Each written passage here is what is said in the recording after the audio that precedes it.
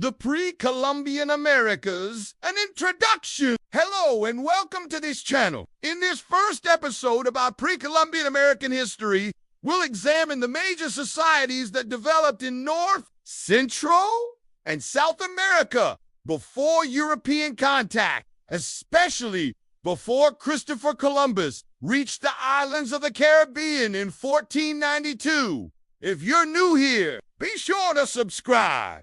And let's jump right into it. We'll then move south to Peru and finally briefly touch on North America. But if you want a video specifically on North American prehistory, let me know in the comments. Their timeline spans from about 2000 BCE to the 1500 CE. Although the Maya are most well known for their impressive accomplishments, it's important to note that they never formed one unified empire. The area encompassing modern-day Peru, Bolivia, Ecuador, Chile, and Argentina. The Mocha were known for their elaborate ceramics and monumental architecture, including pyramids and plazas. Their textiles and metalwork were also renowned. The Mocha kept domesticated animals such as dogs, llamas, and alpacas, and their economy relied on agriculture and trade. From about 800 to 1600 CE, Cahokia was a massive city with 10,000 to 20,000 inhabitants. It featured the largest earthen mounds in North America, serving as platforms for temples and housing the elite. The Mississippians thrived through intensive agriculture, including the Three Sisters crops of corn, beans, and squash. Each of these cultures had its own unique characteristics and contributions. If you enjoyed this video, please hit the like button and share it with your friends. If you haven't already, subscribe to this channel. And remember, you can help us reach our goal of 10,000 subscribers by July 2025. Thanks for watching. Stay curious, and I'll see you in the next video. Now, before we go, let's address the elephant in the room. The population size of the Americas before Columbus. Historians estimate that between 50 and 100 million people lived in the Americas in the year 1492.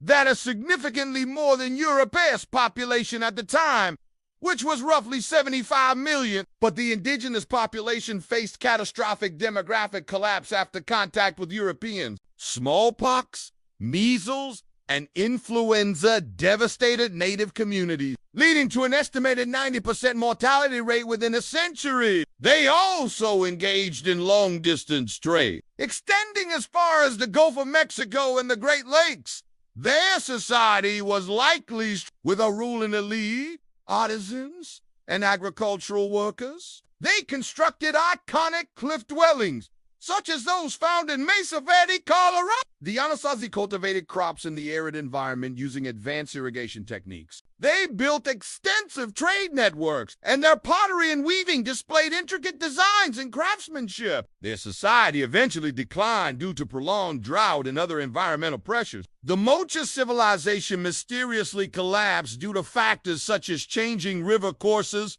earthquakes, or maybe even El Nino weather patterns. Renowned for their art, including totem poles, they had a sea-based economy and complex social hierarchies. Further east, the eastern woodlands were home to groups like the Iroquois Confederacy and various Algonquian-speaking peoples. These societies were semi-sedentary, combining agriculture with hunting and gathering. They cultivated the Three Sisters crops and lived in communal longhouses. Our first society worth mentioning is the who lived from around 900 to 200 BCE, the Word, a religious cultural movement whose influence spread throughout the Andean region. They didn't establish a political state, but rather acted as intermediaries between the local chieftains and a supernatural realm. They created impressive stonework, and their legacy is evident in subsequent cultures. Rather, the Maya people were composed of many city-states that competed for power. These city-states were often ruled by hereditary kings and functioned like little republics with merchant classes and public buildings. Though less well-known than the Inca,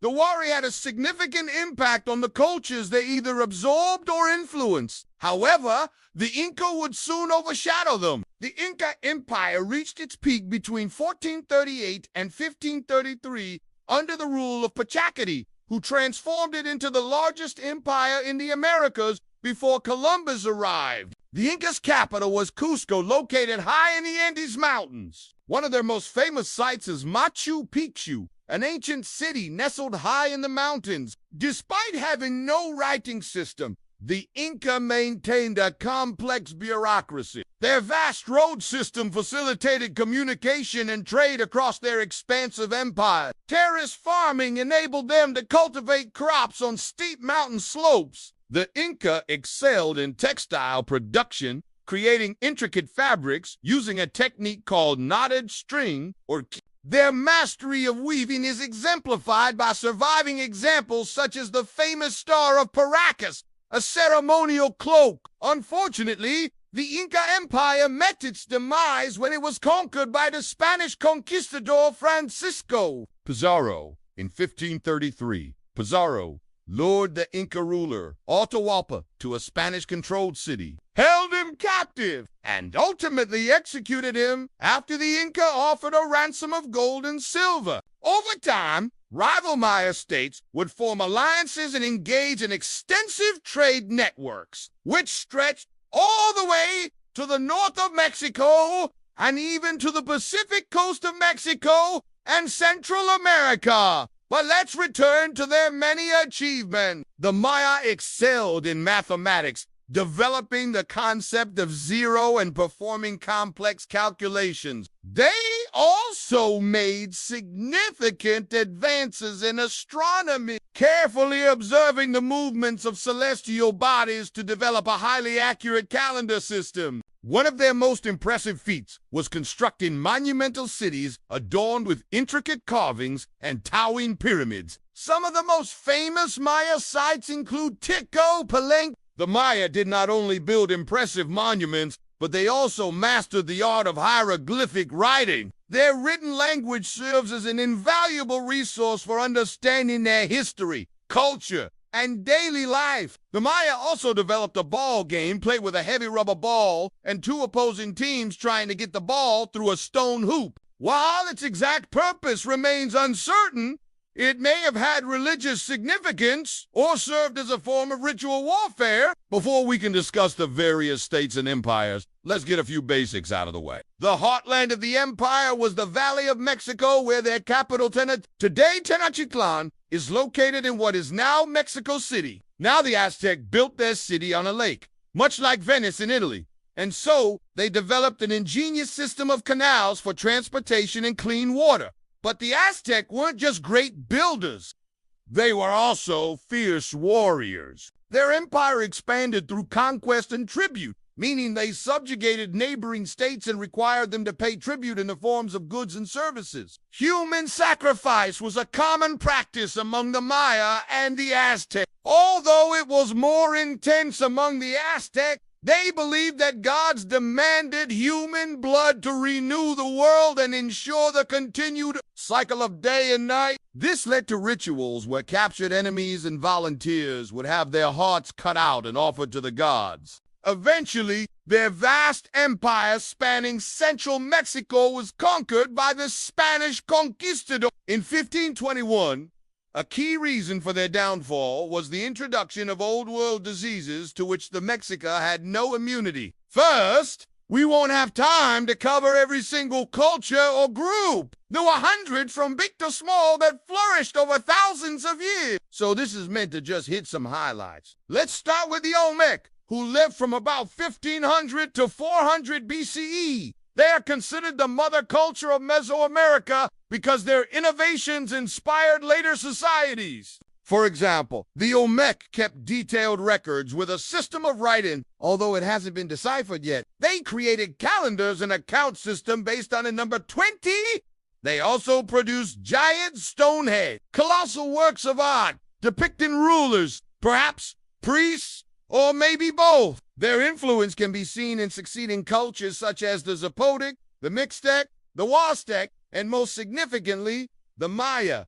Second, when we talk about pre-Columbian America, we're talking about a huge span of time from about 1500 BCE, that's before Christ, to 1492 CE, that's Common Era 08. Remember that there was one monolithic society called Native Americans or Indians that stayed exactly the same for 2,000 years. Instead, we have to look at many different cultures, languages, and ways of life. Some groups we'll talk about were around 4 centuries, while others only lasted for decades. Finally, this period saw profound changes across the continent. In the Western Hemisphere, societies grew more complex, from small bands of nomadic hunters and gatherers to massive empires. By the end of this video, you'll have an overview of these transformations and how they compare, so stick around. Okay, so let's begin our survey, starting in what we today call Mexico and Central America.